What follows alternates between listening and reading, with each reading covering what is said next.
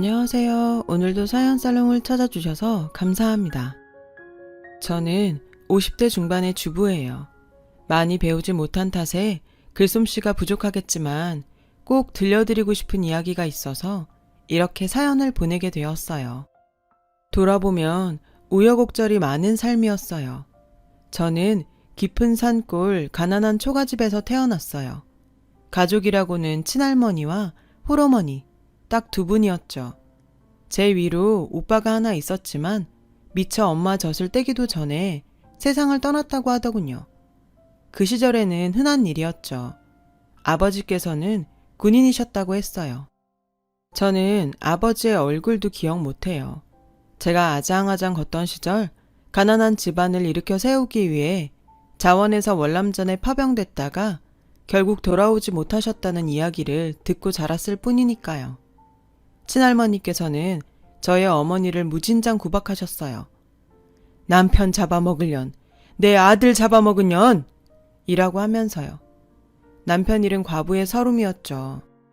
그래서 어머니께서는 어린 저에게 늘 이렇게 말씀하시곤 하셨어요. 너는 절대 엄마 팔자 담지 마라. 명 긴 남편 만나서 아들 10대 순풍순풍 낳고 살아야 한다. 그때까지만 해도 엄마와 같은 그 팔자를 제가 물려받게 되리라고는 상상도 못했어요. 물론 그 당시에는 팔자라는 말이 무슨 뜻인지도 몰랐지만요. 저는 동네 친구들과 함께 국민학교를 졸업했어요.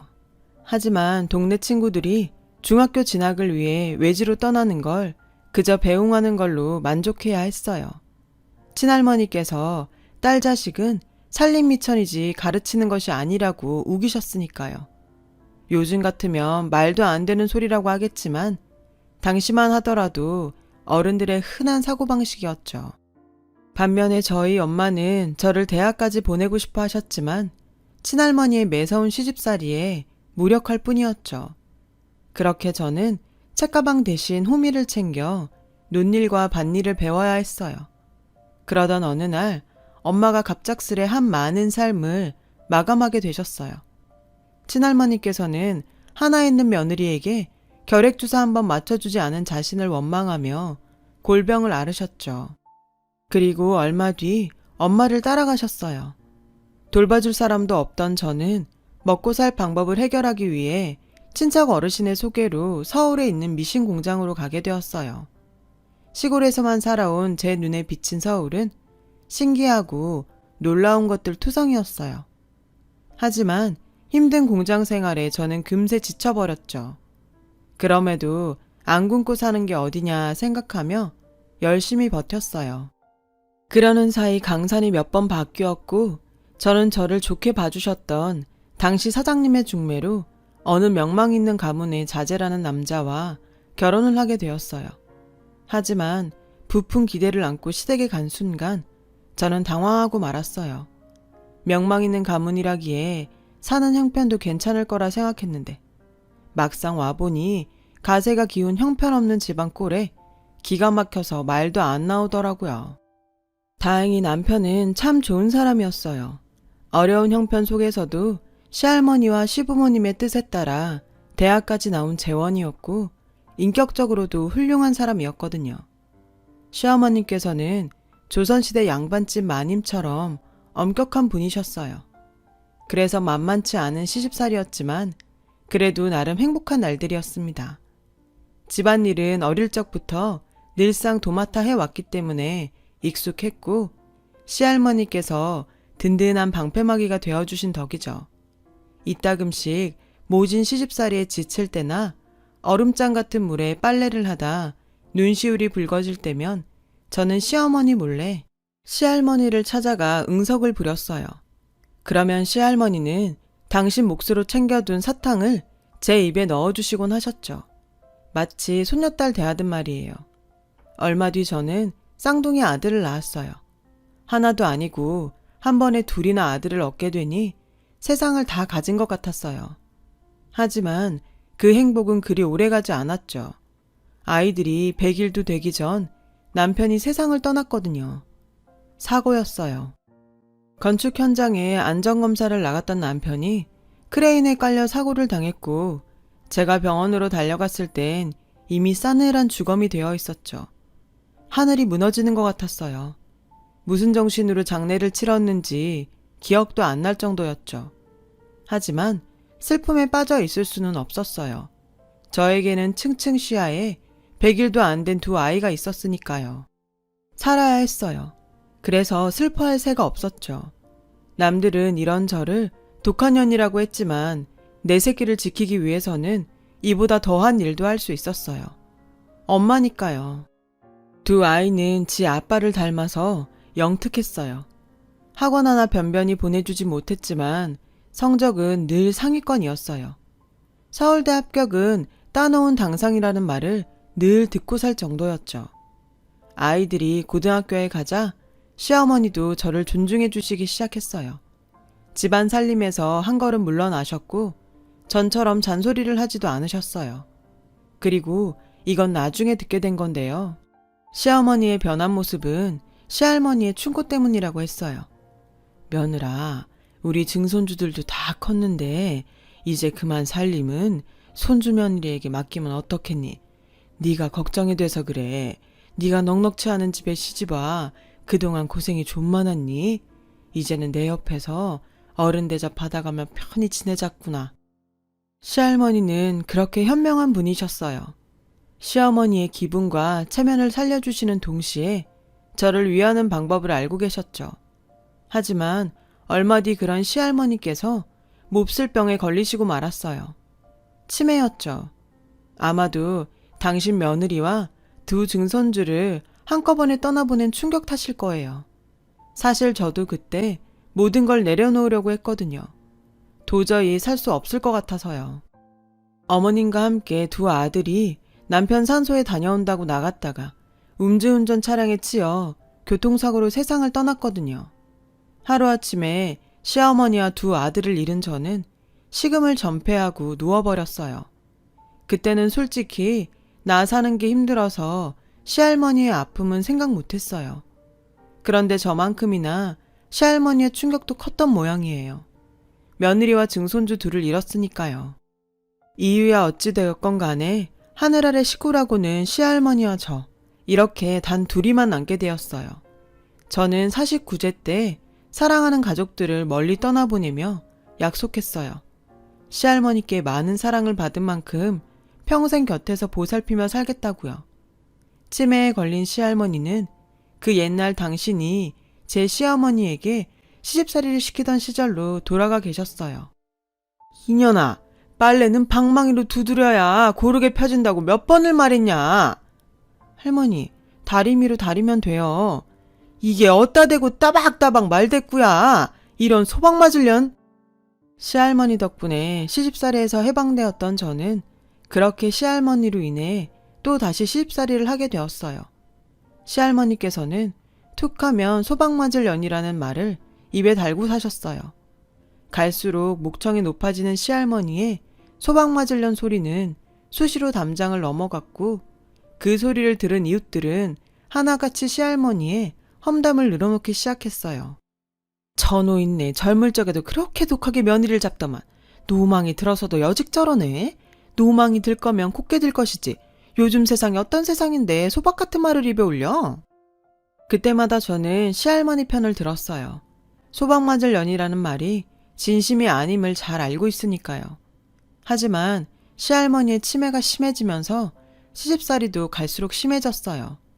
저희 살림 솜씨가 어디가 그렇게 못마땅하셨는지 사사건건 트집을 잡으셨고 궁색 갈 정도로 절약을 강요하셨어요. 밥상에 올라올 수 있는 건 맑은 국에 간장, 잡곡밥과 김장김치가 다였어요. 그나마도 잡곡밥을 그릇에 수북하게 담으면 어김없이 불효령이 떨어졌어요. 아주 집안 살림 들어먹을 년이구나. 이런 년은 소박 맞고 시집에 쫓겨나봐야 정신을 차리지.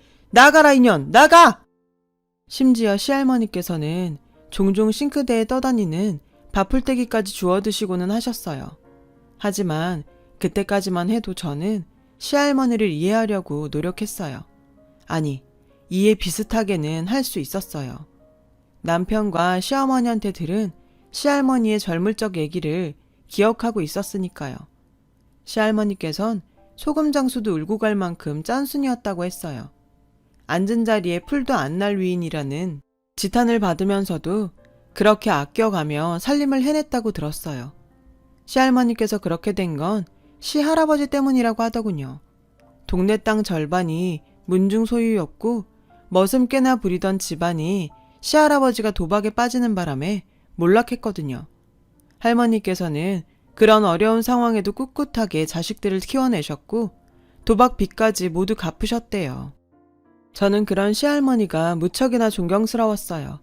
일찍이 세상을 떠난 친정어머니의 모습과 겹쳐 보이기도 했거든요. 집안을 일으켜 세우기 위해 월남전에 참전하셨다가 다시 돌아오지 못했던 친정아버지도 떠올랐고요. 다시 젊은 시절로 돌아가신 시할머니는 돈이란 돈은 죄다 어딘가에 숨겨놓곤 하셨어요.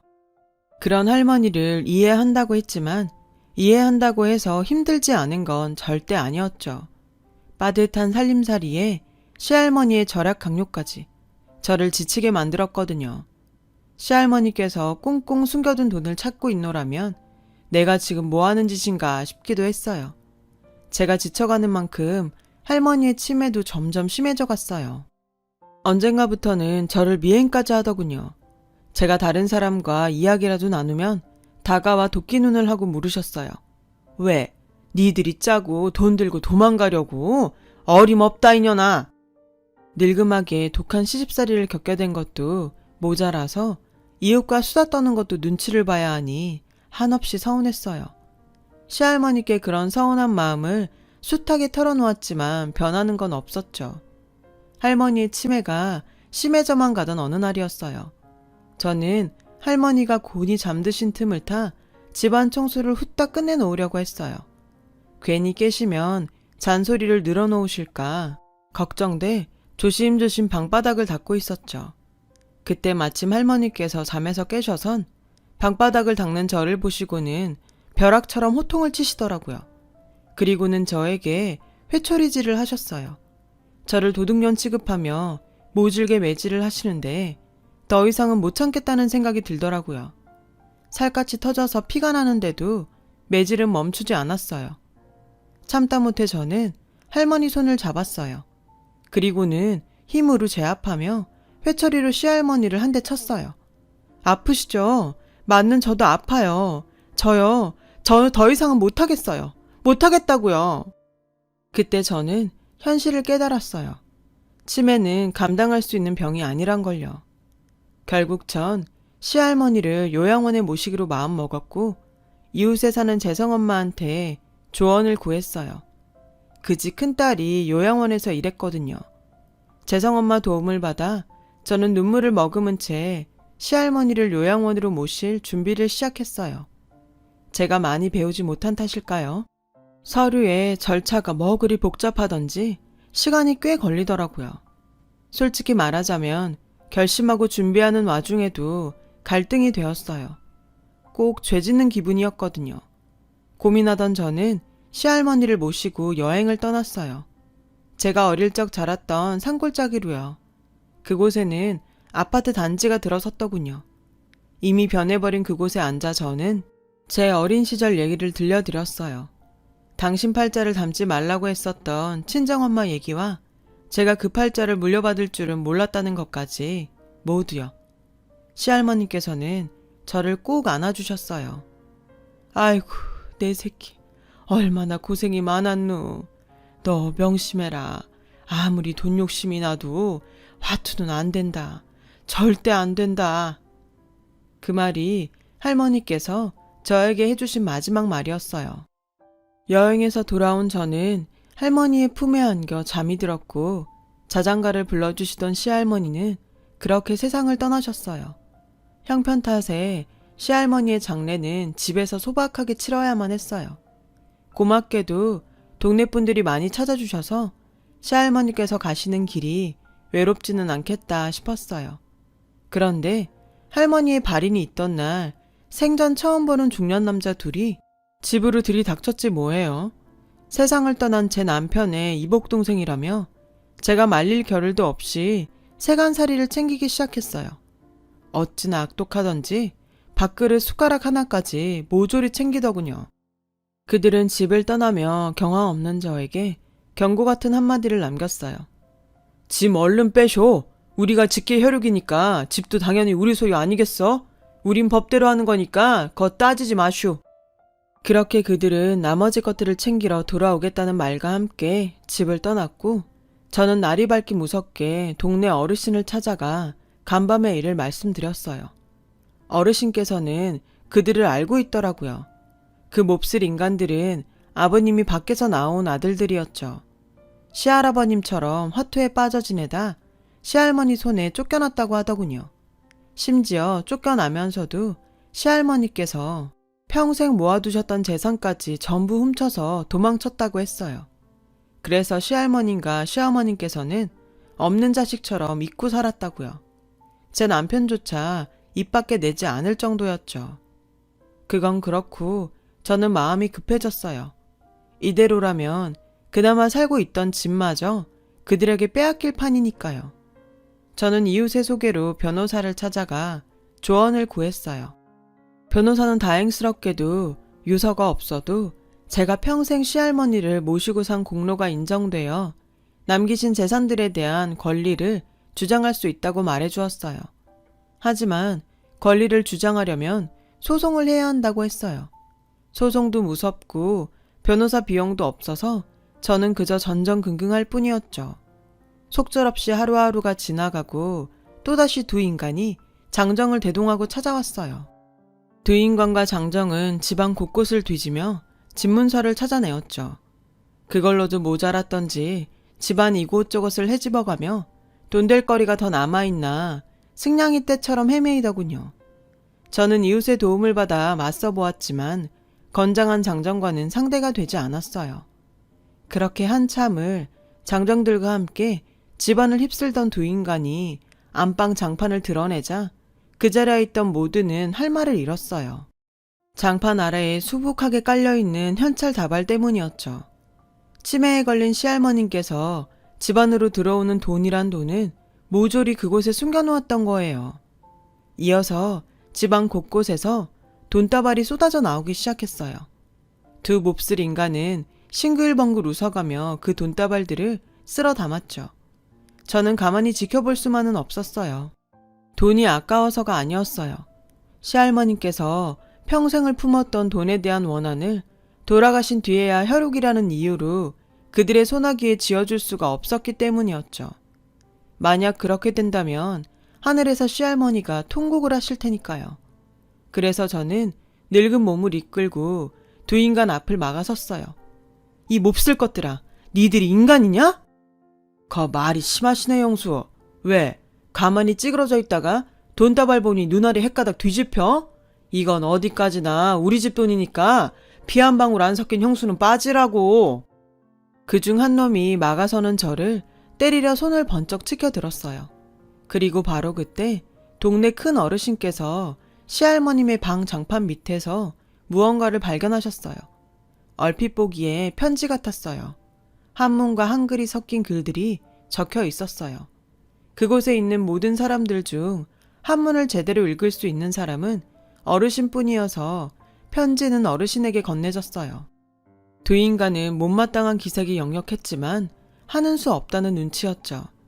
편지를 읽어보시던 어르신은 제 어깨를 토닥여주며 말씀하셨어요. 숨겨둔 진짜 자식은 여기 있었구만. 그동안 자네가 고생 참 많았네. 암만 자네 고생이야 동네 사람들이 알고도 남지. 사색이 된 두 인간이 편지를 내놓으라며 다가서자 이웃들이 막아섰어요. 그리고 어르신께서는 편지를 모두가 들으라는 듯 크게 읽어주셨어요. 말씀하시는 분은 동네 어르신이었지만 저에게는 살아생전 시할머님의 목소리로 들리더라고요. 사랑하는 손주며느리 보거라. 행여 나 가구 내 핏줄이란 놈들이 집으로 찾아오거들랑 절대로 10원짜리 한 장 내어주지 말거라. 내 가슴에 못 박아가며 내친 것들이야. 지 형제랑 애미가 세상을 뜨던 날에도 장례비 아까워 모른 척했던 놈들이다. 난 그런 손주 둔 적 없으니 상대할 필요도 없느니라. 모든 재산은 내 손주 며느리한테 남긴다. 그러니 동전 하나 빼놓지 말고 모두 네가 알뜰하게 챙겨 가져라. 아끼지 말고 쓰면서 여생을 보내야 한다. 만난 것도 많이 먹고 좋은 곳도 다니면서 내가 못해준 만큼 재미지게 살아야 한다. 한많은 세상 그래도 손주 며느리가 있어 기쁘게 지내다 떠난다. 잊지 말거라. 이 세상에 내 혈육은 너 하나뿐이다. 잠든 너를 깨울 염치가 없어 일이 몇 자 남기니 너무 원망은 말거라. 제가 시할머니 품에 안겨 잠든 그날 저 몰래 써두셨던 유서였어요. 시할머님의 마지막 당부에 저는 흐느껴 울고 말았고 그건 그곳에 있던 이웃들도 마찬가지였죠. 다만 재산을 훔쳐가려고 왔던 두 인간은 당황한 기색이 역력했어요. 눈치를 살피며 빠져나가려고 하더군요. 하지만 이미 대문은 이웃이 막고 있었고 죽일 듯 그들을 몰아세웠어요. 이것들아, 잘 들었냐? 네 할머니도 너거들은 자식 아니란다. 사람 새끼들도 아니고 자격도 없댄다. 그 말에 우악스럽게 대들던 두 인간은 기세등등한 이웃들에 떠밀려 몸만 겨우 빠져나갈 수 있었어요. 저는 그들을 향해 구정물을 한 바가지 퍼부었어요. 이후로 두 인간은 더 이상 나타나지 않았어요. 그렇게 저는 시할머님께서 남겨주신 돈으로 변호사를 선임할 수 있었고 변호사는 두 몹쓸 인간에게 고소장을 보내주었어요. 일전에 빼앗아간 세간살이들에 대하여 금전으로 보상을 할 것, 그 과정에서 부서지고 망가진 물품에 대해서도 금전 보상을 할 것, 그리고 제가 평생 시할머님을 모시고 살았던 데 대하여 금전 배상을 할 것. 그랬더니 얼마 지나지 않아 답이 왔어요. 뺏어갔던 세간살이 중 팔지 않았거나 멀쩡한 것들은 고스란히 돌려주었고 그렇지 못한 물건들에 대해서는 돈으로 갚아내었죠. 나머지 물품에 대해서도 피해 보상금을 받을 수 있었어요. 그리고 제가 평생 시할머니를 모시며 살았던 것에 대한 부양비에 관련 소송은 현재 진행 중이에요. 변호사 말에 따르면 증거랑 증인들이 많아서 걱정 안 해도 될 거라고 했어요. 소란이 잠잠해지고서야 비로소 저는 시할머니 산소를 찾아 소주 한 잔을 올리며 사과드렸어요. 시할머님이 돌아가시기 전 요양원에 보내려고 했던 게 내내 걸렸거든요. 그런 마음을 가져놓고 아무 일 없던 것처럼 시할머니의 유산을 받을 순 없으니까요. 그리고 며칠 뒤 시할머님께서 저에게 남겨주신 돈 중에서 당장 필요한 만큼을 제외하고 절반 이상을 보육재단에 환원했어요. 저희 시할머니 이름으로요. 가장 가치 있는 쓰임이라 생각했거든요. 저처럼 힘겨운 생활 탓에 고통받는 아이들이 없기를 바라는 마음이었어요. 친정어머니께서는 제가 당신 팔자를 물려받아 고통받을까봐 걱정하셨지만 다행히도 저는 시할머니 덕분에 그 모진 팔자를 끊어낼 수 있었잖아요. 그리고 저를 도와준 이웃들을 위해 마을의 많은 부분을 기부했습니다. 저 역시도 누군가에게 도움이 되고 싶었어요. 앞으로도 평생 시할머님을 그리워하며 살아갈 겁니다. 그래도 외로운 여정은 아닐 거예요. 그리움이 누군가에겐 살아가는 희망이 되기도 하니까요. 제 사연을 들어주셔서 감사합니다. 들어주신 모든 분들 건강하시고 행복하세요. 여러분, 사연 댓글에 응원과 현명한 조언 부탁드려요. 좋아요와 구독은 저에게 큰 힘이 됩니다. 오늘도 좋은 일 가득하세요.